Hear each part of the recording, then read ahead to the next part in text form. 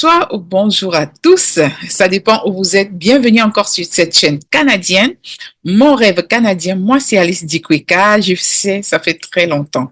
Et je vous demande vraiment pardon pour mon absence parce que j'ai été tellement occupée sur d'autres projets. Toutefois, je vous reviens tout doucement. Et comme d'hab, je vous apporte la bonne nouvelle qui a été publiée hier le 7 mars, parce qu'on est le 8 mars. Donc hier, il y a la bonne nouvelle qui a été publiée pour les travailleurs dans la construction. C'est vrai qu'au Canada, on a annoncé pas mal de mesures comme quoi on va diminuer le nombre d'immigrants qui arrivent et ainsi de suite. Mais toutefois, moi, j'ai dit à tout le monde de garder la foi. On va toujours dire ça, mais il y en a toujours quand même qui arrivent. Il y en a qui ont obtenu leur permis de travail, il y en a qui ont obtenu leur visa visiteur, et il y en a également qui ont eu leur résidence permanente. Et depuis hier, c'est par rapport aux travailleurs dans la construction à Toronto qui sont sans papier, sans papier. C'est un peu ça qui est bien au Canada, quoi. Et puis, je voulais en plus annoncer que pour tous ceux qui sont déjà arrivés au Canada, que vous soyez étudiant, que vous soyez travailleur, que vous soyez résident permanent ou bien même canadien, nous avons lancé un projet. Donc, ça veut dire c'est un webinaire sur la littératie financière canadienne parce qu'on s'est rendu compte que plusieurs venant d'ailleurs n'arrivent pas à s'acclimater au système financier canadien. C'est quoi en fait ce système? C'est le système des cartes de crédit, le système des impôts, le système d'épargne, le système également de la succession. La succession, comme vous connaissez, quoi. Lorsque les parents laissent des biens aux enfants, comment est-ce que ça se passe au Canada? Et également comprendre les systèmes d'épargne dont au Canada, nous avons le REER, le CELI, le CELIAP. On veut acheter sa première maison, ça se passe comment? Donc, c'est de tous ces sujets-là que nous parlons tous les dimanches à 18 heures, heure de Toronto et du Québec. Donc, sans plus tarder, je vais vous montrer en image qu'est-ce qui a été annoncé hier pour les travailleurs dans la construction.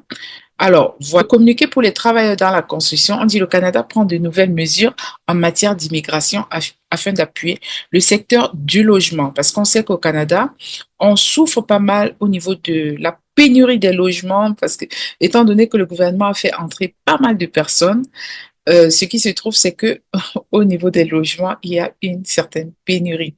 Et je vais lire le 7 mars 2025, Toronto, l'immigration est essentielle à la réussite économique et à la croissance de notre pays. Afin de répondre à la demande croissante en matière de logement, le Canada a besoin d'une main-d'œuvre solide dans les secteurs de la construction et des métiers spécialisés. Donc, il n'y a pas peut-être que la construction, hein. Et les immigrants jouent un rôle essentiel dans la satisfaction de ces besoins. Et ces mesures, je vais bien marquer, ces mesures font partie du plan des niveaux d'immigration 2025 à 2027. Donc, jusqu'en 2027, n'oubliez pas qu'il y a beaucoup de choses également qui vont s'annoncer, des choses positives. Et je dis toujours à tout le monde, lorsqu'il y a des nouvelles négatives, ne tombez pas comme des nues, n'ayez pas peur, ne tombez pas dans le stress. Dites-vous toujours que après la nuit, le jour va venir. Donc, le jour va arriver. La nuit a duré quelques mois seulement, mais je suis sûre qu'au Canada, le jour arrive dont les bonnes nouvelles vont tomber. Alors, elles comprennent la réunion d'un conseil consultatif. On va un peu sauter et on va aller un peu plus loin. Donc, ils disent que afin de tirer profit du succès d'initiatives telles que le projet pilote sur les travailleurs de la construction sans statut dans la région du Grand Toronto, IRCC a l'intention de créer une voie d'accès qui offrirait des occasions à certains immigrants ou migrants sans papier dans le secteur de la construction. Ces migrants sans papier vivent et travaillent déjà au Canada et contribuent au secteur.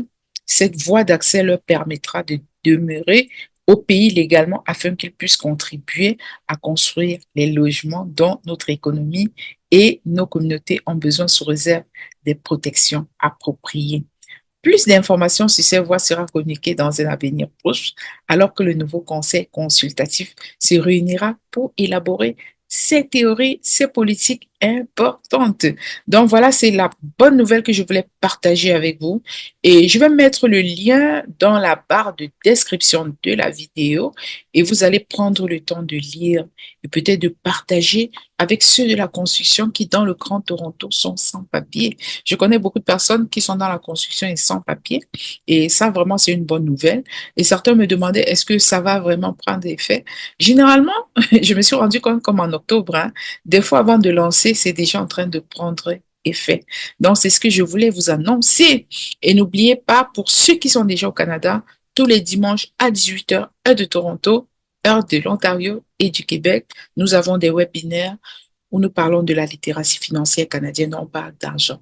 En gros, comment vous pouvez travailler et épargner au maximum, quoi, même si vous ne gagnez pas beaucoup. Comment épargner au maximum étant au Canada? Parce que si vous ne connaissez pas les lois des finances canadiennes, vous aurez beau travailler, même gagner des millions, mais si vous ne savez pas comment épargner, vous travaillez pour rien. Voilà mon numéro et vous pouvez m'écrire si vous voulez participer au webinaire, mais il va falloir que vous soyez du Canada parce que c'est la littératie financière canadienne. À nous revoir dans la prochaine édition. Donc, dans la prochaine édition, on va également, ça c'est un nouveau projet. J'ai eu pas mal de projets sur la table, donc j'apporte les projets petit à petit. Donc, nous allons commencer à parler également petit à petit, pas vraiment de manière intense comme le Canada. On va commencer à parler petit à petit de l'immigration américaine, parce qu'on est en Amérique du Nord. Parler du Canada sans parler des États-Unis, ça veut dire qu'il y a quelque chose qui manque. À nous revoir dans la prochaine édition. Bye.